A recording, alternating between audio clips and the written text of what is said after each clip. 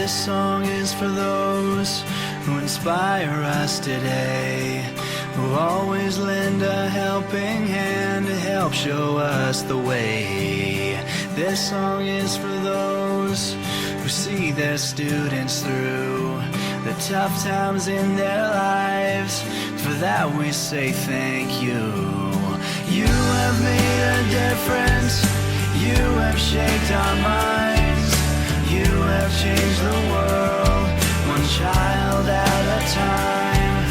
You have always been there in everything you do. I hope that you're as proud of me. Kumuha po ako ng kursong education dahil po nung last June po sana, supposed to be, magtuturo na po ako sa daycare center. Pero hindi po yun natuloy. Kaya po nung nag-inquire po ako sa preparatory po, dun po sa school namin, ang sabi po nila, required po talaga na kailangan po ng educational units. So, kaya po nag-enroll po ako dito po sa TSU para po makakuha po ako ng units at para po makapagturo na rin po ako sa aming eskwela. Kasi sabi ng mama ko, maganda ito, lalo na kapag tumanda ka. Kasi kahit na tumatanda ka na, kahit nasa 50 plus ka na, pwede ka pa magturo. So, kahit na ayaw ko itong kursong ito, ini-enjoy ko dahil marami akong nakakasalubungang mga ibang estudyante, ibang mga colleger, na nakikita ko na nag-enjoy sila sa kursong ito. Kaya ngayon, nagpupursige ako na makapagtapos ako ng pag-aaral para matulungan ko aking mga magulang at makamtan nila ang minibigay nila para sa akin. Napili ko tong kursong ito kasi ito yung naging unang choice na magulang ko, tsaka sa tingin ko naman, ito naman yung maganda para sa akin din.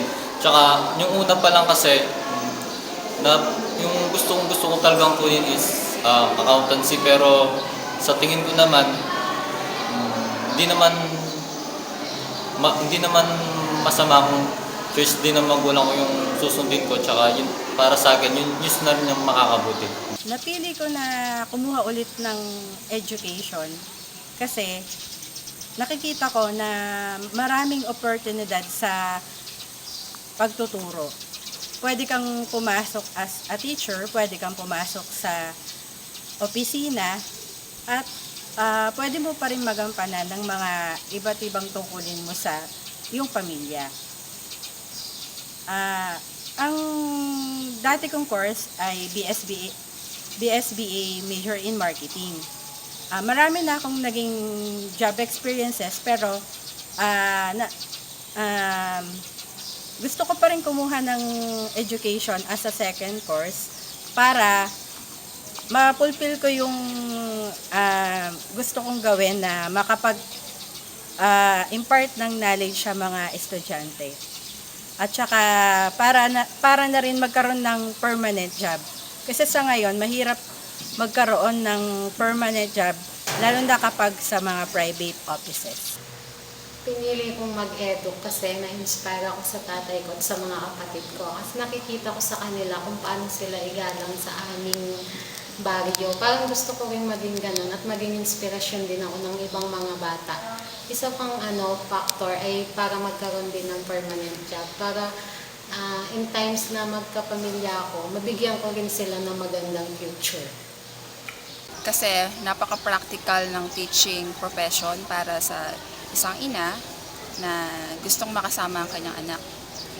And then, secondly, ang main purpose ko din ay para magkaroon ng continuous growth in education.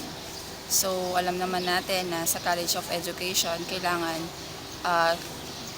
patuloy pa rin tayong nag-aaral.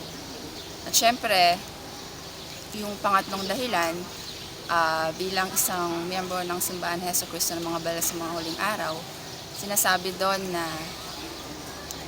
lahat ng intelligences na nakukuha natin sa mundo, it will rise above with us in the resurrection. You have made a difference. You have shaped our minds. You have changed the world, one child at a time. You have always been there in everything you do. I hope that you're as proud of me as